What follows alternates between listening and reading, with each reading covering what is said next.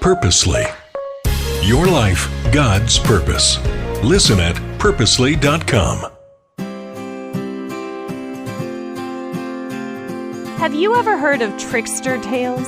These are stories where a little bit of trickery is used to move the story along and get the characters where they need to go, or where one character uses trickery to save themselves or someone else from a terrible fate. I remember reading stories of Anansi the spider in school. Stories originated in West Africa, mainly Ghana, like the story of how Anansi tricks the sky god into giving him all his stories. Also growing up, I read the story of another tricky spider. What is it with spiders? A spider named Charlotte, who spins messages in her web that ultimately save her friend Wilbur the pig from being cooked for dinner. These kind of fall under the same heading of determining what is good or what is bad.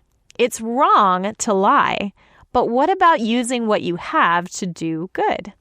Kat Armas describes this mentality in her book, Abuelita Faith. She says some biblical people, especially women, used trickery in society to uncover its inconsistencies, inequalities, and injustices. Paradoxically, while they deceive, they also tell the truth. By exposing the deficiencies of what is and offering an opportunity to see what could be, they advance justice for the whole community, and they are blessed by God because of it. Ruth and Naomi, as we've been talking about this week, were fairly powerless in society as childless widows, and with Ruth being an outsider. They potentially could have gone on gathering leftover grains from the fields and lived a decent life. But there was more that needed to come out of the story, and that's what we're talking about today. By the way, I'm Jen. You're listening to the Bible for Busy People podcast. We're starting in Ruth chapter 3 today. One day, Ruth's mother-in-law, Naomi, said to her, "My daughter, I must find a home for you where you will be well provided for." Now, Boaz, with whose women you have worked, is a relative of ours. You kind of feel like she's matchmaking a little bit here. "Tonight, he will be winnowing barley on the threshing floor. Wash, put on perfume, and get dressed in your best clothes. Then go down to the threshing floor, but don't let him know you are there until he has finished eating and drinking. When he lies down, note the place where he is lying, then go and uncover his feet and lie down. He will tell you what to do." "I will do whatever you say," Ruth answered. So she went down to the threshing floor and did everything her mother-in-law told her to do. When Boaz had finished eating and drinking and was in good spirits, he went over to lie down at the far end of the grain pile. Ruth approached quietly, uncovered his feet, and lay down. In the middle of the night, something startled the man. He turned, and there was a woman lying at his feet. "Who are you?" he asked. "I am your servant Ruth," she said. "Spread the corner of your garment over me, since you are a guardian redeemer of our family." "The Lord bless you, my daughter," he replied. "This kindness is greater than that which you showed earlier. You have not run after the younger men, whether rich or poor. And now, my daughter, don't be afraid. I will do for you all you ask. All the people of my town know that you are a woman of noble character. Although it is true that I am a guardian redeemer of our family, there is another who is more closely related than I. Stay here for the night, and in the morning, if he wants to do his duty as your guardian redeemer, good, let him redeem you. But if he is not willing, as surely as the Lord lives, I will do it.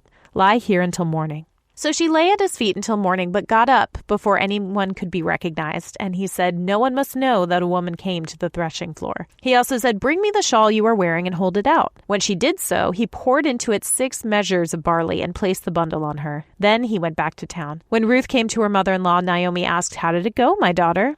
Then she told her everything Boaz had done for her and added, "He gave me these 6 measures of barley, saying, 'Don't go back to your mother-in-law empty-handed.'" Then Naomi said, "Wait, my daughter, until you find out what happens, for the man will not rest until the matter is settled today."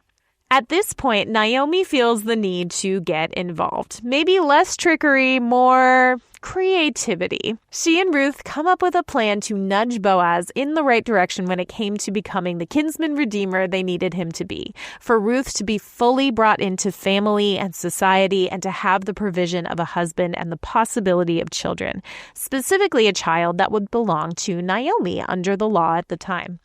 It was furthering their redemption and restoration. Another example of someone in the Bible who follows this law and uses a bit of trickery to do so is Tamar, Judah's daughter-in-law. We talked about her in our matriarch study earlier this year.